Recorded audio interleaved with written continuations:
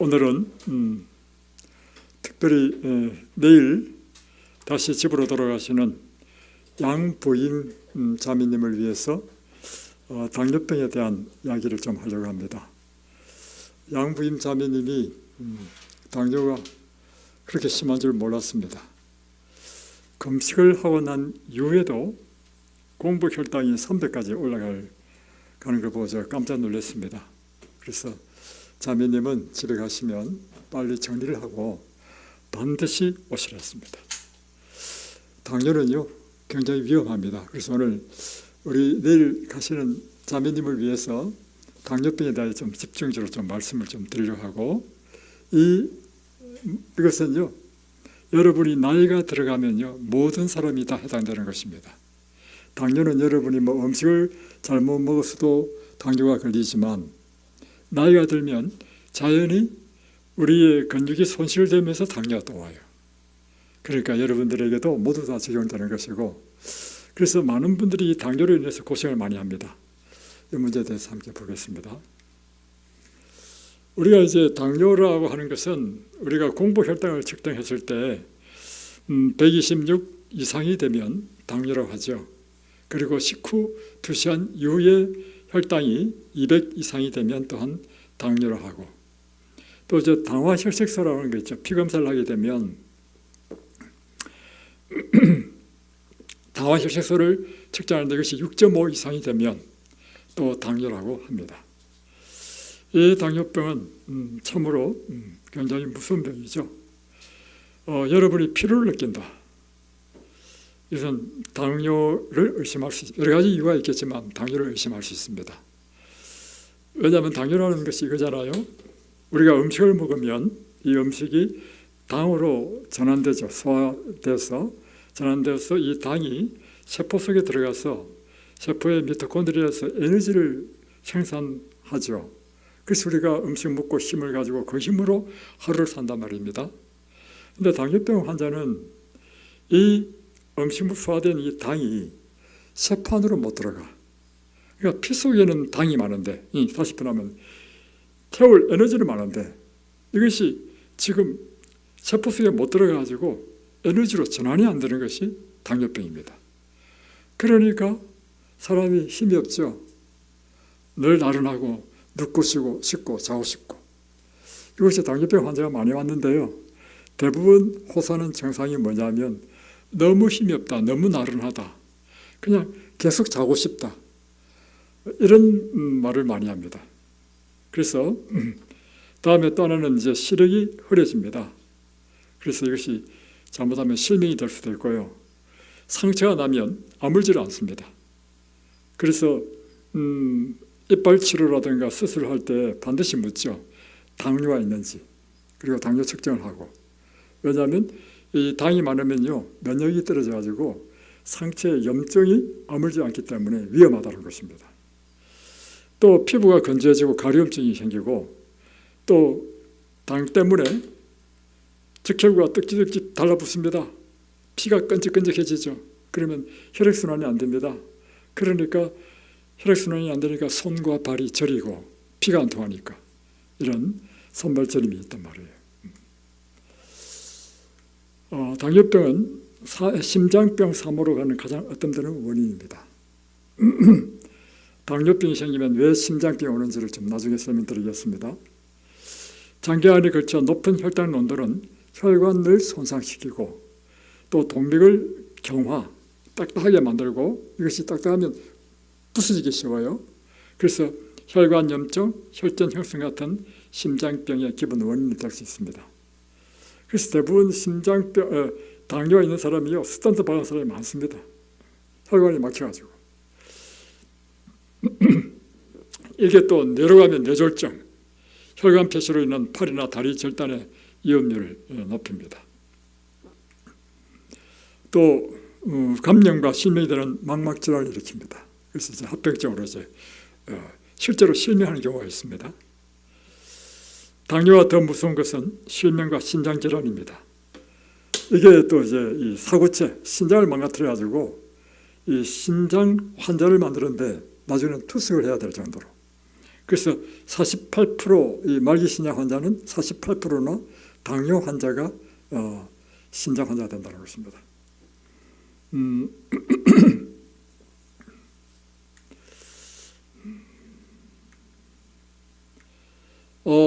특별히 이제 이 당뇨 환자는 심장에 굉장한 타격을 입힙니다. 그래서 이 사망의 위험이 있습니다.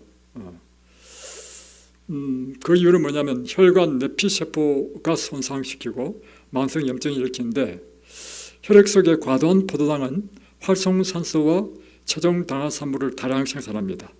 이 물질들이 심장 근육에 혈액을 공급하는 관상동맥의 내벽을 직접 공격해서 만성적인 염증 상태를 유발한다는 것입니다.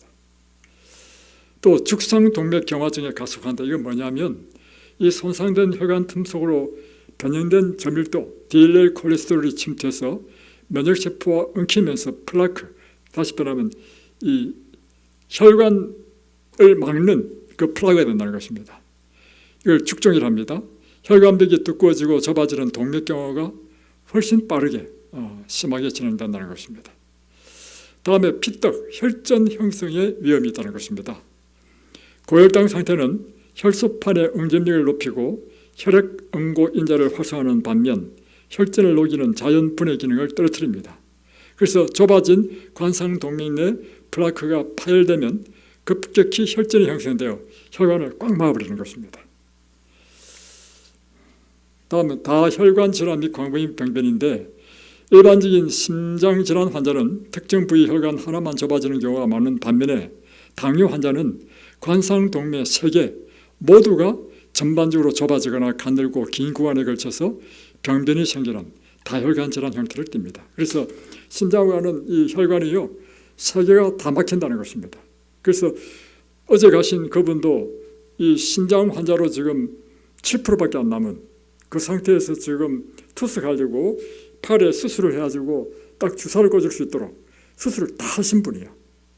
그런데 우연히 제가 그분과 통화를 하게 됐단 말입니다. 옛날에 그분이 제가 목회하던 그 교회에 부인이 수석 여지사님이셨고 남편은 교회 나오는 평신도였습니다. 근데 이제 우연히 이제 다른 일 때문에 전화를 하다가 남편 이야기가 나온 것입니다. 근데 남편이 지금 투석을 하려고 수술을 했다는 것입니다. 제가 이해가 안 되는 것이, 큰아들은요 고대 내과 과장입니다. 작은 아들은 또 한의사입니다. 아니 그런데 두 아들이 다 의사인데 어떻게 아버지가 지금 투석하도록까지 놔뒀나? 그래서 내가 이해가 안 돼서 이곳을 빨리 오시라고. 이곳에서는 투석 직전에 있는 사람 많이 나왔습니다. 투석하면요 여러분 인생 끝입니다. 죄송한 표현이지만 인생이 굉장히 피곤해집니다. 일주일에 3번 투석해야 되고, 투석 받는 시간이요 4시간을 받아요. 투석 받고 나면요 이게 피를 그릴 때 영양분도 다 그리기 때문에요 사람이 맥이 없습니다. 힘이 쫙 빠져요. 그 다음날 아무 일도 못해. 겨우 회복되면 또 그 다음날은 또 수술 받으러 가야 돼. 여러분 이런 시간을 어떻게 합니까? 그래서 내가 그걸 알기 때문에 제가 그 이야기 듣고 빨리 오시라 했어. 그래서 오셨단 말이에요. 얼마나 좋아졌습니까? 근데 이분하고 이야기를 해보니까 이분도 이미요 스텐트를 3개나 박았대. 심장에 가는 그 관이 막혀가지고요 스텐트 수술 3번을 했대. 지난번에 또 주문진에서 제 아들이 목회하는 교회에 장로님 부부 오셨어요. 그 부부가 우리 장로님은 한 70대 중반인데요 젊을 때는 장사했대. 이 쌀을요 80kg 들었대. 씨름대에 나와가지고 뭐 2등인가 3등 하셨대. 그런데 당뇨병이 걸려가지고요 당뇨를 딱 체크했는데 공복 혈당이 하이야 하이, 측정 불가야. 그래가지고 자 이분한테는요 철저하게 딱 검시시켰습니다. 검시시키고 해가지고요 나중에는 한 달 딱 지나시면서 110으로 떨어졌습니다. 공복 혈당이. 약 다 끊고 약 먹고 인슐린 주사 맞고 해서 왔단 말이에요. 왜 왔느냐?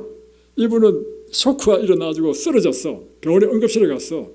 그러다가 이제 제 아들이 이제 아버지가 이곳에서 이든벨 하니까 그 교회 못 사란 말이에요. 그 이든벨 한 가보시죠 해서 오셨단 말이에요. 한 달 만에 나서 가신 거라.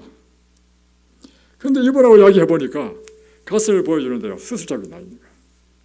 다 이 당뇨병 환자가요, 심장에 스턴트 안 받은 사람이 없어. 심장을 다 열었어. 끔찍하죠.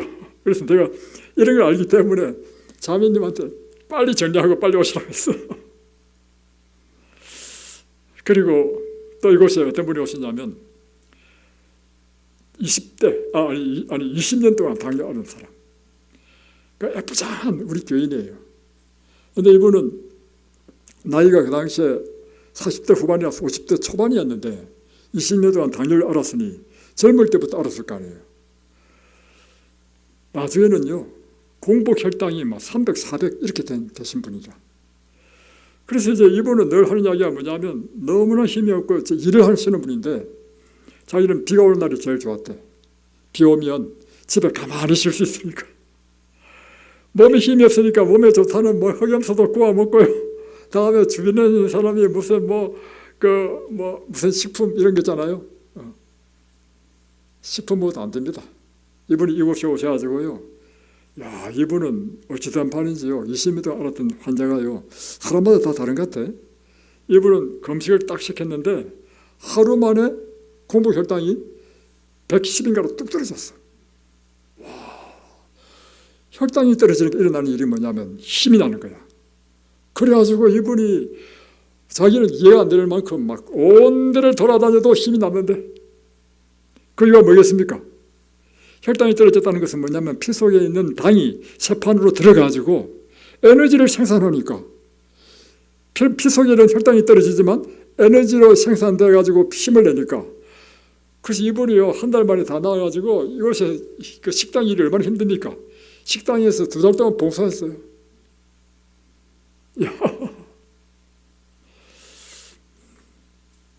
또 하나 위험한 건 뭐냐면 이 통증이 없는 심근경색을 당한다는 것입니다.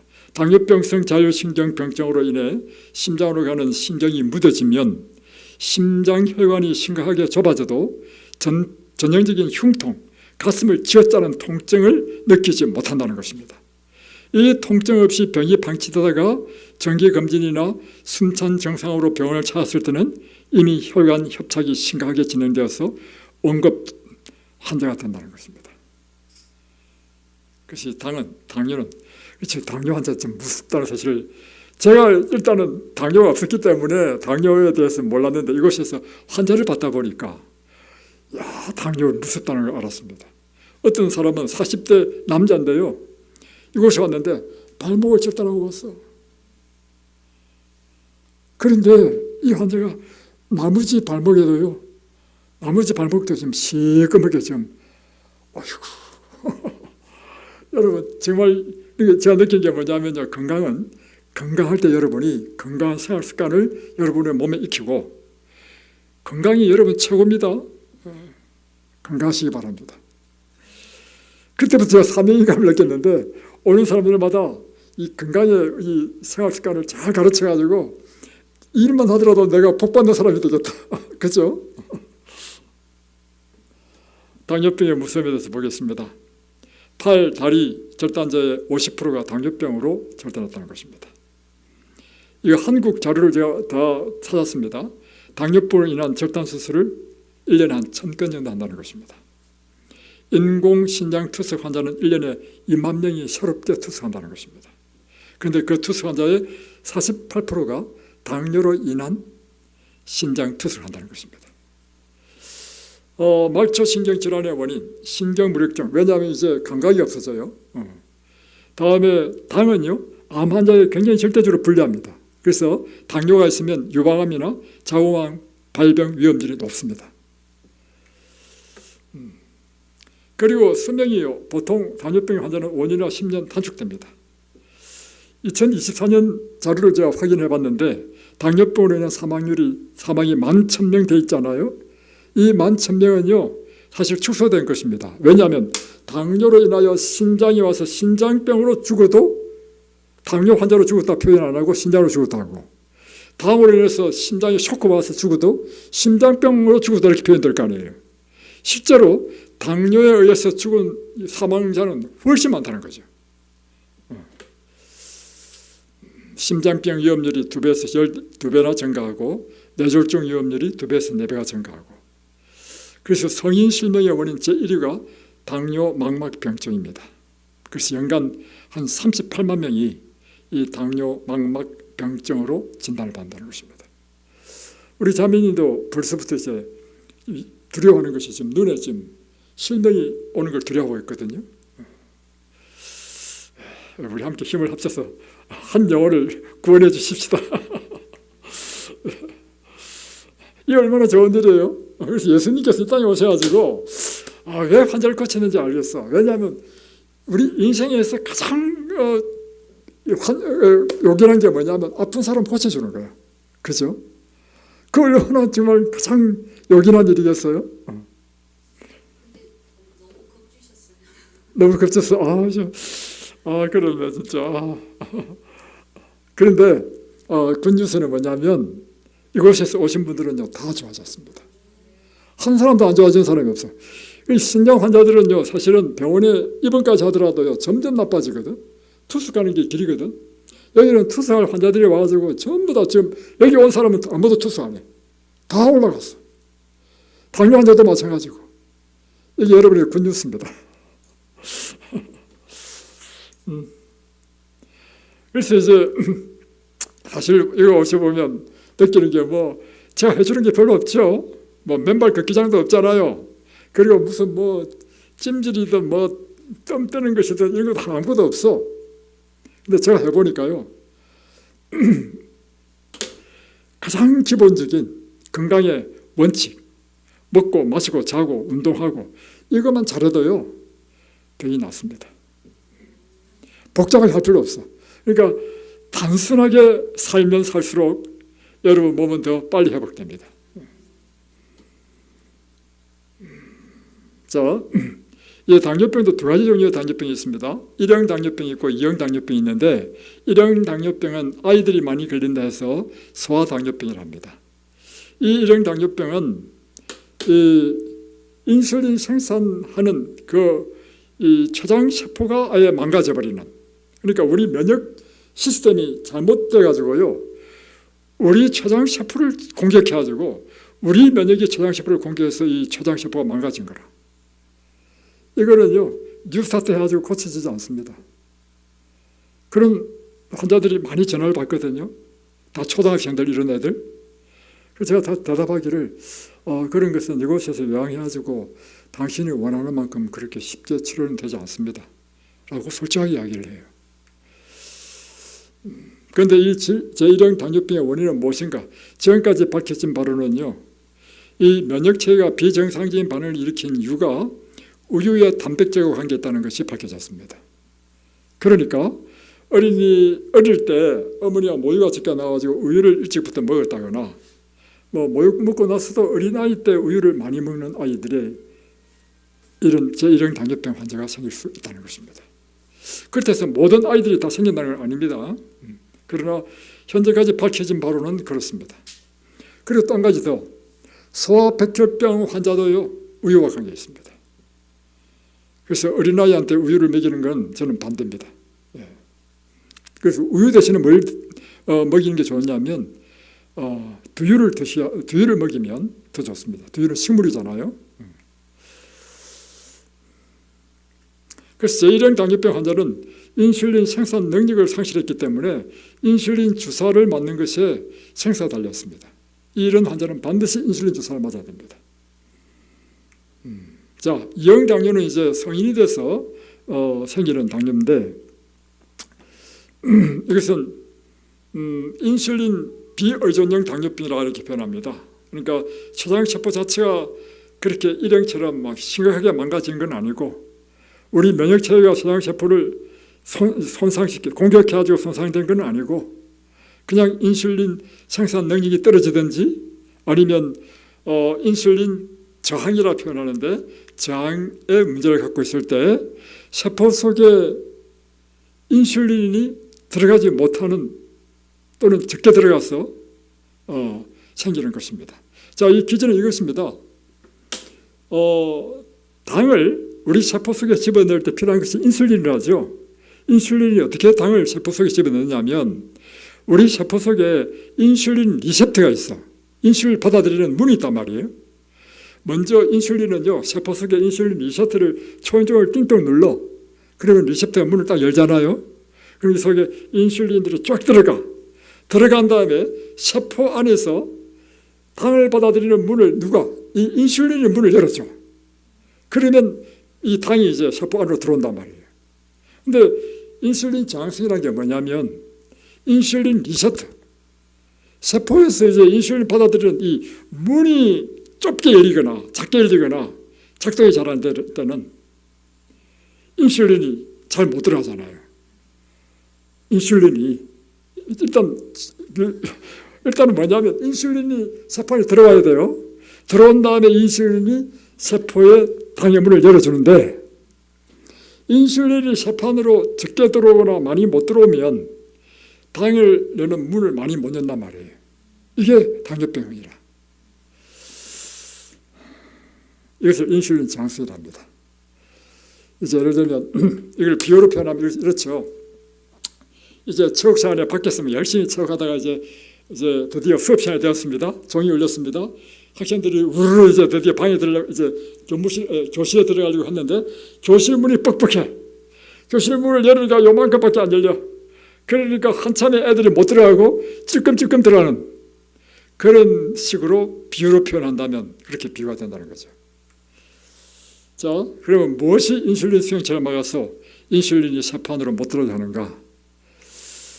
1927년 미국 텍사스주 달라스의 의과대학 스위니 박사가 실험을 했습니다.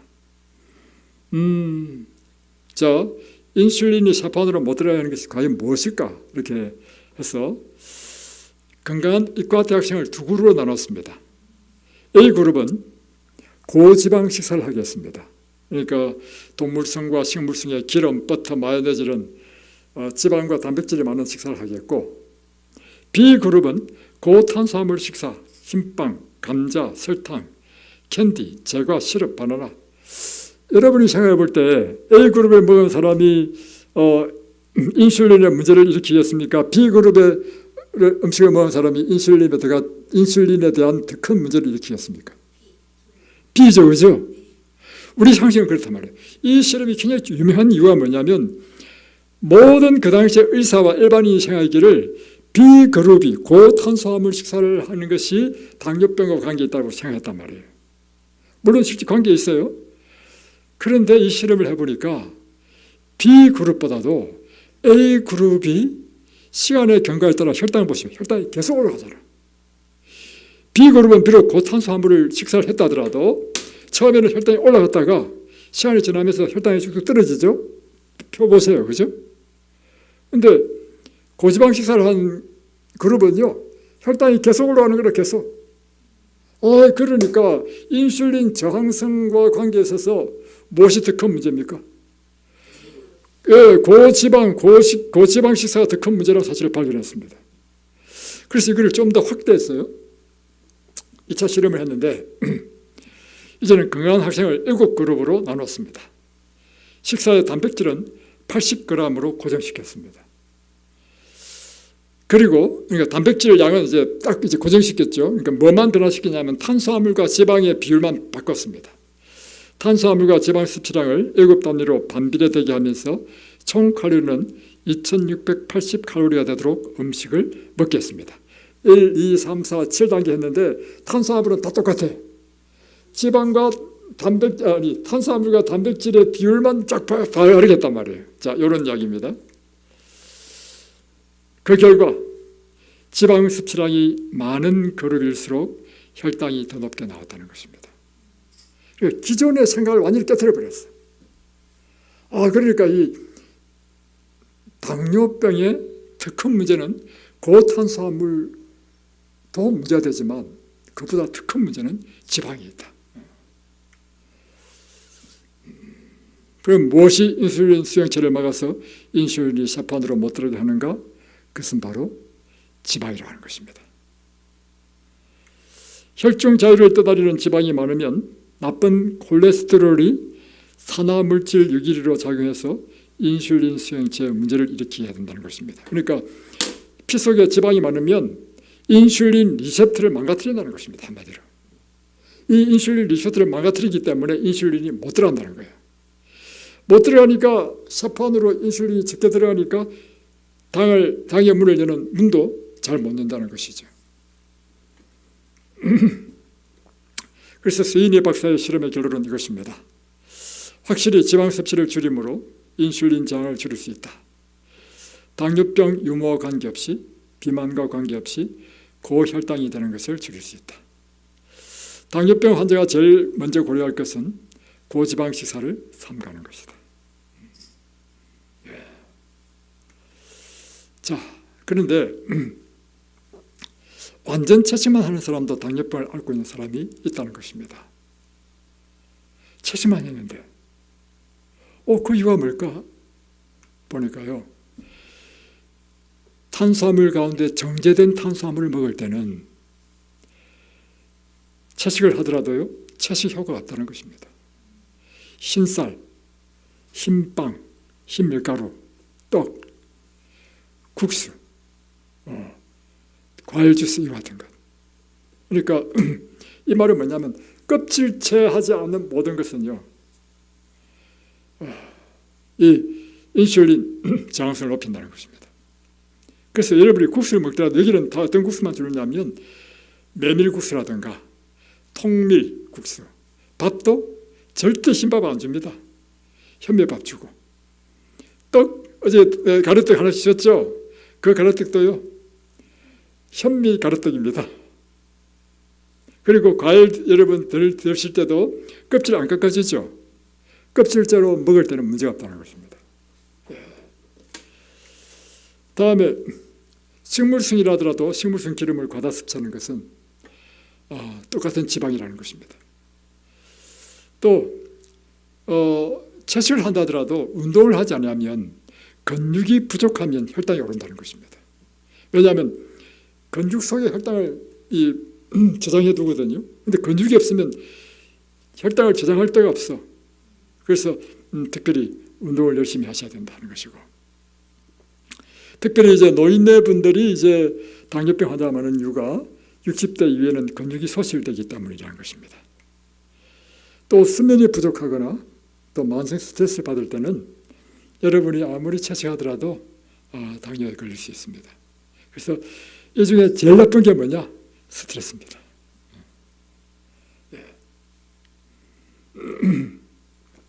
그런데 최근에는 30대, 40대 젊은 층에서도 당뇨병이 폭발적으로 늘어나고 있습니다. 그 이유는 무엇인가? 앉아서 생활하는 습관과 회식 문화 때문입니다. 특별히 저녁 식사 때 엄청 먹죠. 건강의 원리에서 제일 중요한 것은요, 저녁에는 가장 적게, 더 좋은 것은 저녁엔 안 먹는 게 더 좋습니다. 왜 그런가? 16시간의 공복에 치유라 해가지고 유명한 논문이 나왔죠. 사람이 날마다 16시간씩 공복 기간을 가지면요, 우리 몸의 질병이 다 치료된다는 것입니다. 그래서 아침 식사는 잘하고 점심 식사도 잘하고 저녁을 우리가 간단하게 과일 하나만 먹게 되면 점심 때부터 시작해가지고 그 다음날 아침 때까지니까 16시간 공복이 된다는 것입니다. 그런데 오늘날 현대인의 문제는 뭐냐면 아침, 점심, 저녁 가운데 무엇을 제일 잘 먹냐면 저녁을 제일 잘 먹어. 그죠? 특별히 회식하면 불고기 굽고 술 마시고 터지게 먹잖아요. 배 터지게.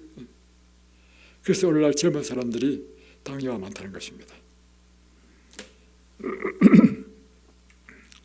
자, 그러면 당뇨병을 어떻게 고칠 수 있는가? 약으로 치료하면요, 합병증이 더 생깁니다. 원인을 치료해야 됩니다. 이게 당뇨병을 고치는 방법입니다. 그래서 이덴벨리의 치료법은 첫 번째, 일정 기간 동안 과일로만 식사하는 과일 금식을 시킵니다. 그러면 혈당이 뚝 떨어집니다. 다음에 두 번째는 그 이후에 건강한 생활 양식을 따라 생활하도록 합니다. 운동하고 물 마시고 이런 것들, 균형 잡힌 영양 식사, 충분한 수분 섭취, 깨끗한 공기를 마시고 햇빛을 쬐고 절제하고, 절제란 것은 우리 몸에 해로운 것은 금하고요, 좋은 것이라 할지라도 과하게 먹는 것은, 과하게 하는 것은 다 독이 됩니다.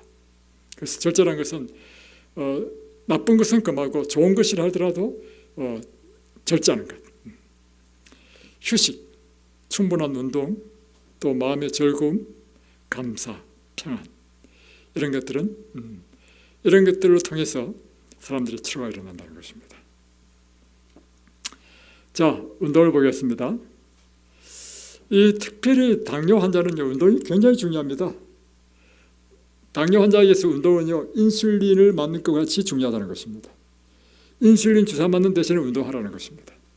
자, 규칙적인 신체 운동은 인슐린 민감성을 향상시킵니다. 운동은 당뇨 환자에게 인슐린처럼 작용합니다. 운동은 혈당이 혈액을 빠져나가 건축 속으로 들어가도록 돕습니다.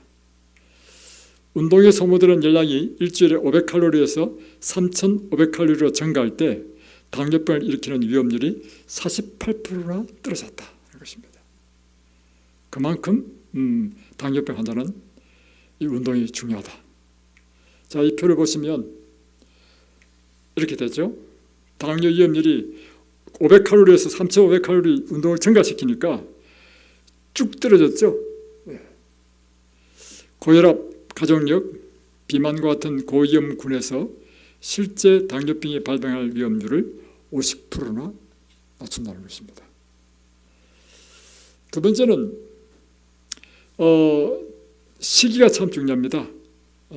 그래서 우리가 비록 지방은 아니고 채식을 하더라도 우리 당뇨 환자들한테는요, 진한 전분, 옥수수, 감자 이런 것은 아주 절제시킵니다. 자, 처음까지 당뇨 환자들은 그들의 혈당을 조절하기 위하여 복합 당질이 풍부한 탄수화물, 식물성 식품을 제외한다고 들어왔다. 그 결과 당뇨병 환자의 식사는 탄수화물을 먹지 말라니까 육류 위주의 식사가 되었다는 것입니다. 그러니까 우리가 아까 실험한 것처럼 오히려 당뇨병 환자는 더 나빠지는 결과가 나왔단 말이에요. 그래서 오히려 고단백 식사가 당뇨병을 악화시키고 또 신장도 망가뜨리는 그런 결과가 왔다는 것입니다. 자, 고단백 식사는 신장 기능을 악화시킵니다. 고혈압이나 당뇨병이 신장의 미세한 여과 구조인 사고체를 파괴합니다. 왜냐하면 피가 걸쭉해지고 뻑뻑해지니까 이걸 거르는 사고체가요, 무리를 받아가지고 사고체가 망가지는 것이 신장병입니다. 당뇨 환자 중에서 신장질환은 장애나 사망을 유발하는 큰 요인이 됩니다.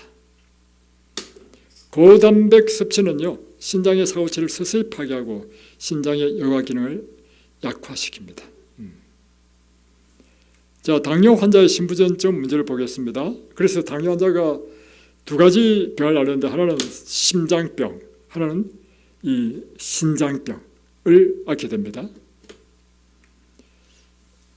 당뇨 환자가 신장 질환이 악화되는 이유는 당뇨 환자는 고혈압, 흡연, 고지혈 이와 같이 병행됩니다.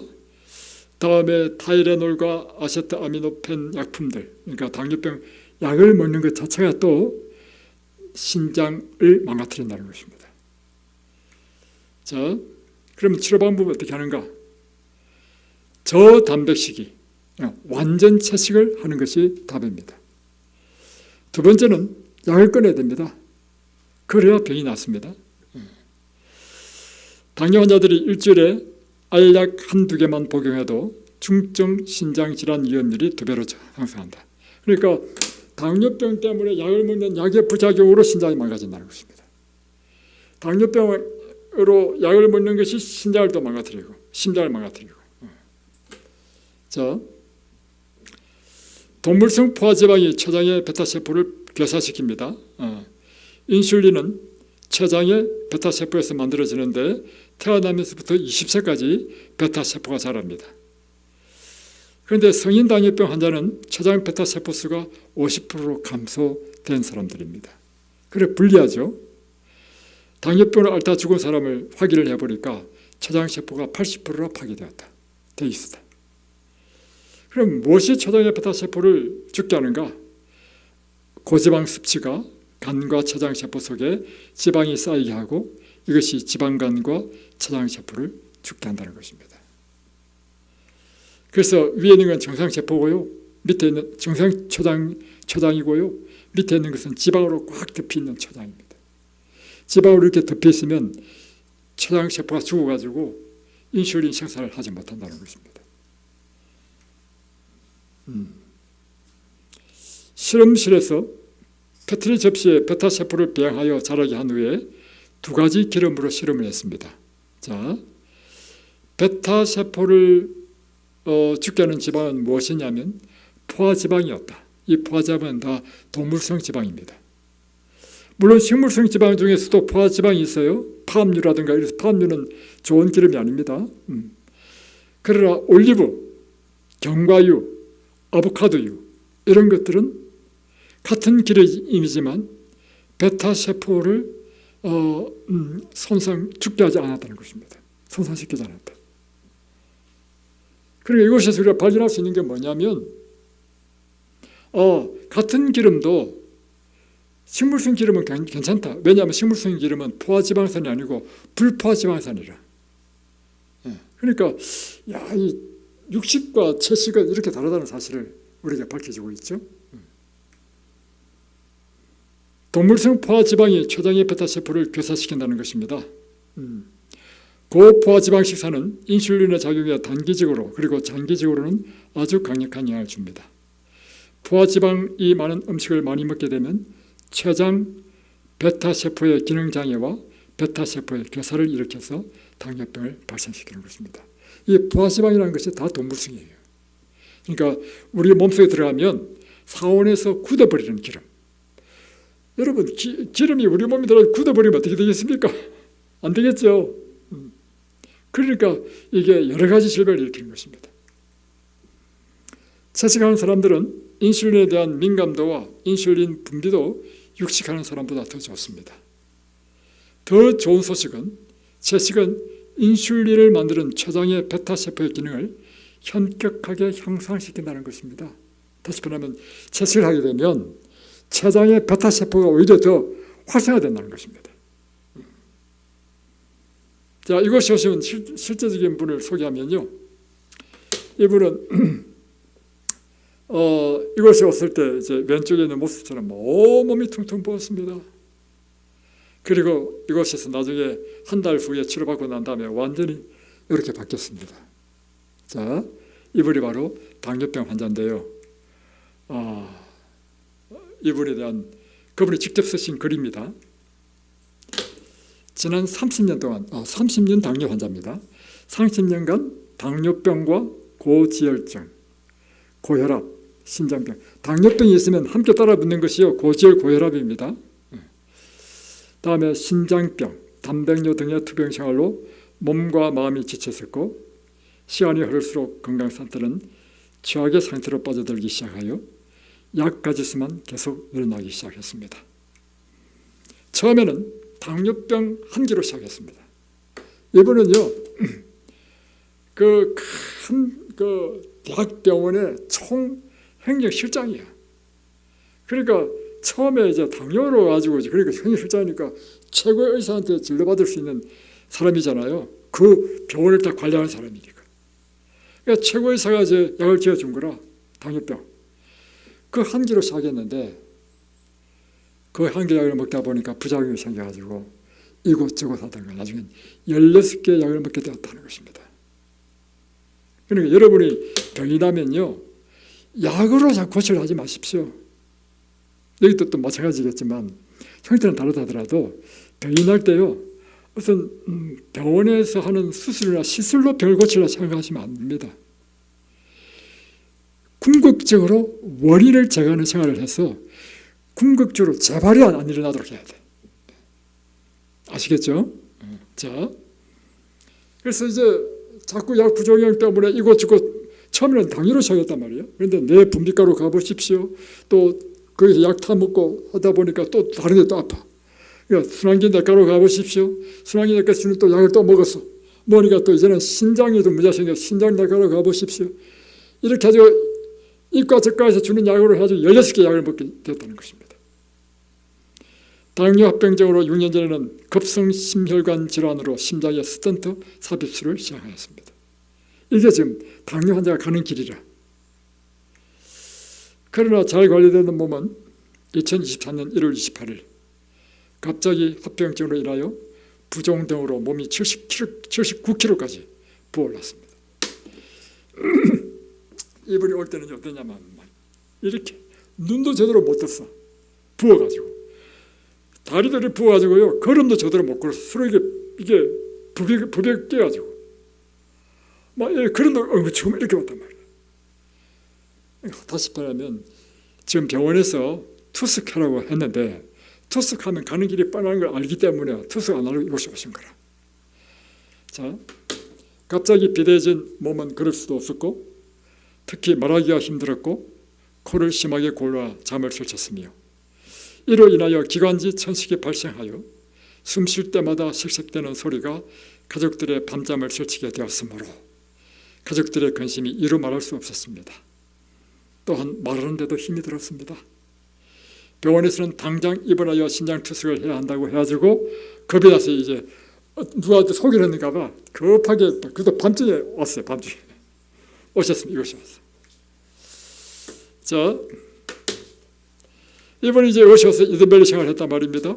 이분은 열흘 동안 금식시켰습니다.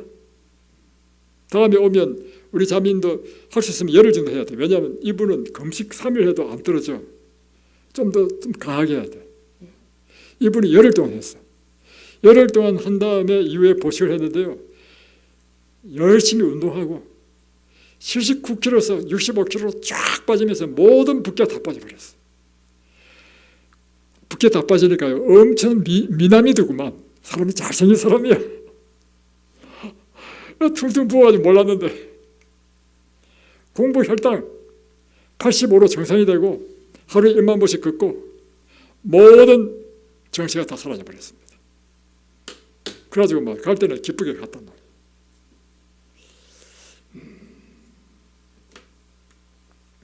말이에요. 그림을 보시면 발이 이랬습니다. 이렇게 바뀌었습니다.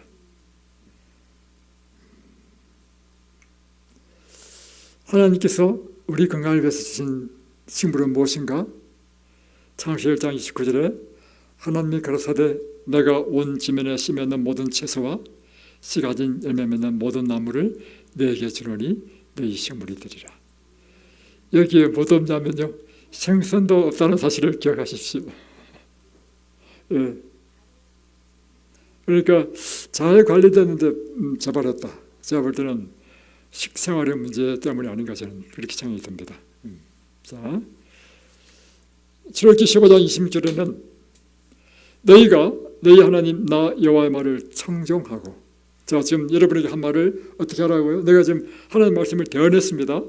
여러분 잘 듣고 다음에 내 보기에 의를 행하며 하나님 보시기에 이 들은 대로 바르게 행하라는 것입니다.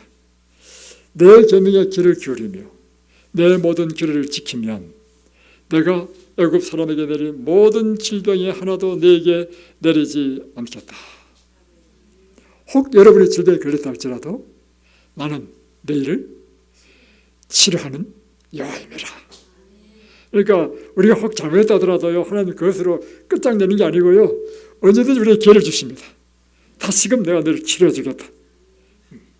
오늘 이 치료를 우리 모두가 다 경험하게 되시길 바랍니다. 기도하겠습니다.